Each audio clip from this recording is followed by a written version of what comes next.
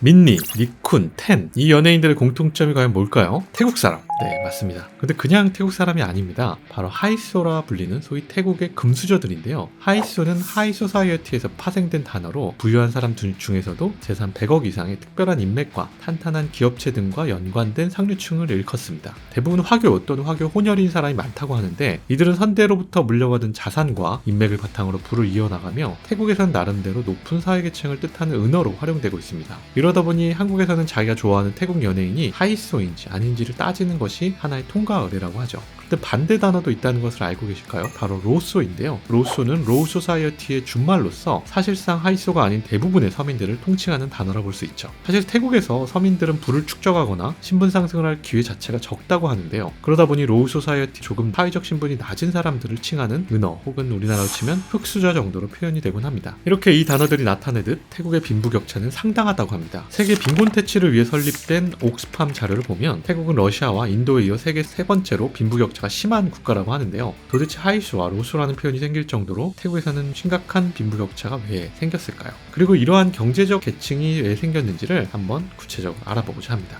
안녕하세요. 저는 김용빈이고 미래의 가난에 대비하는 채널 숙토크 지금 시작합니다. 자, 그렇다면 도대체 하이소라는 것이 뭘까요? 사실 태국 내에서도 이 하이소에 대해서 딱 정해진 기준이 있지는 않습니다. 정의하기도 살짝 애매하고요. 왜냐하면 재력뿐만이 아니라 혈통, 가문, 사회적으로 미치는 영향력 또는 외모나 라이프 스타일 같은 것도 모두 하이소에 포함이 되기 때문이에요. 실제로 위에 설명한 민니나 니쿤 같은 연예인들을 하이소라 보지 않는 분들도 많죠. 그저 부유층 정도로 보지 실제로 하이소라고 칭하진 않는다고 하더라고요. 그렇기 때문에 우리는 하이소를 정의하기 전에 먼저 태국의 사회를 한번 살펴볼 필요가 있습니다. 사실 태국은 겉보기엔 일반 다른 민주주의 국가와 다르게 보이지 않지만 실제로는 계급이 존재하는 계층사회입니다. 태국은 아직까지 왕과 귀족이 존재하며 경제력과 권력을 가진 계층은 부를 거의 독점하고 있습니다. 이러다 보니 신분 상승이 어렵죠. 그리고 그것을 대표적으로 지칭하는 대표적 단어가 하이소와 로소라는 말인 겁니다. 하이소는 일반적인 부유층을 말하지 않고 전통 있는 부자, 권력층을 의미하는데요. 여기서 중요한 것은 벼락부자는 제외된다는 점입니다. 단순히 돈이 많다고 하이소라 불릴 수 없는 거죠. 따라서 하이소의 가장 중요한 요소는 바로 혈통인 겁니다. 대표적으로 센트럴 그룹이나 CP 그룹과 같이 태국의 경제권을 지배한 그런 소수의 집안이 하이소라 불릴 수 있는 거죠. 왕가, 귀족과 고위 정치인, 재벌들과 같이 오랜 기간 명성을 바탕으로 부를 유지해온 계층만이 이 하이소라 불릴 수 있는 겁니다.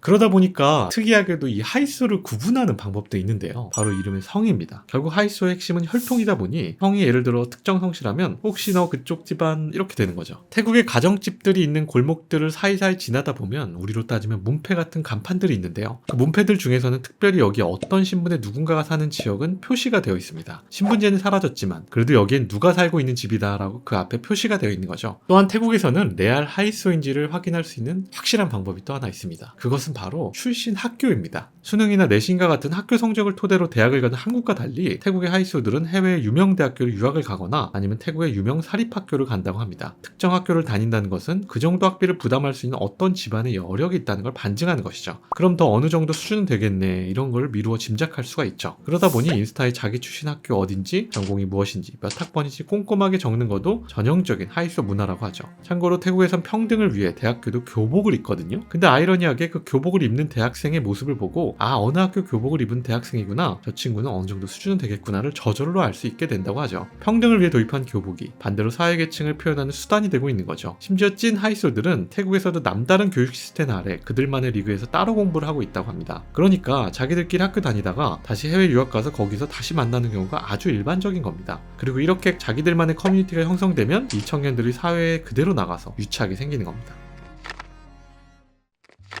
태국도 군대를 간다는 거 알고 계시나요? 그런데 재미있는 점이 제비 뽑기를 해서 군대를 간다는 겁니다. 검은 공을 뽑으면 면제고 빨간 공을 뽑으면 군대에 입대해야 합니다. 거짓말 아니냐고요? 사실입니다. 그래서 누구든 추첨할 때 기도하면서 뽑는다고 하죠. 그런데 하이소가 제비 뽑기를 해서 군대를 가는 경우는 정말 없다고 합니다. 거의 군대를 가지 않는다고 하죠. 이러다 보니까 태국 내에서도 군복무의 의무가 실질적으로 차별이 있는 거 아니냐라고 해서 여러 가지 불만, 불평이 높아지고 있는 추세입니다. 이처럼 하이소에 대한 태국 시민들의 부정적인 시선도 계속해서 커져 나가고 있습니다. 게다가 이런 하이소들은 경찰들도 함부로 하지 못한다고 하죠. 실제로 레딧이나 여러 커뮤니티에서 하이소 친구들과 겪은 일들이 화제가 되는데요. 태국 경찰에게 제지를 당하거나 감옥에 갇히더라도 명함이나 카드 한 장 혹은 전화 한 통으로 금방 풀려난다고 합니다. 거짓말 같죠? 실제로 태국의 한 대표적인 기업가 손자가 음주운전을 하다가 뺑소니를 낸 사고가 있었거든요. 근데 아무런 법적 조치도 없이 불기소 처분된 사건이 있었습니다. 심지어 뺑소니를 해서 사망사고까지 낸 사건임에도 불구하고 그냥 풀려난 거죠. 이 사건이 알려지기 시작하면서 태국 사회에선 시위까지 일어난 적이 있었습니다. 그럼에도 태국은 좀처럼 바뀌지 않습니다. 왜냐하면 문제는 단순히 돈이 아니라 이게 전 사회에 걸쳐 골마 있는 큰 문제거든요. 하이소들의 정경유착, 부패는 태국 경제의 부의 편중과 고착화를 불러일으키고 있기 때문입니다. 태국의 진위계 수는 48.4입니다. 빈부격차가 임계점에 달했다고 평가되는 중국의 46.9보다도 높은 편이죠. 태국의 하급 공무원 초봉이 1만 바트, 하나로 약 40만원 정도라고 하거든요. 근데 포브스에서 발표한 10억 달러 이상의 부자에는 무려 20명의 태국인이 올라와 있습니다. 앞에서 말했던 CP그룹의 회장과 가족의 재산은 무려 300억 달러에 이른다고 하죠. 고 이건희 회장보다도 개인 재산이 더 많았죠. 실제로 태국의 빈부격차가 얼마나 크냐면 방콕의 대졸초임 평균 월급이 세후 70만원 가량인데 부자 동네 고급 아파트들은 겨우 20평대에 10억이 넘는다고 하죠. 한국과 큰 차이가 없어요. 문제는 1인당 GDP가 한국의 20% 수준인데도 아까 말했던 부자들의 수는 한국과 비슷한 수준이니까 부의 편중이 심하다는 것을 알 수 있죠. 현재 태국의 전체 부의 70%를 상위 1%의 사람들이 가지고 있다고 하죠.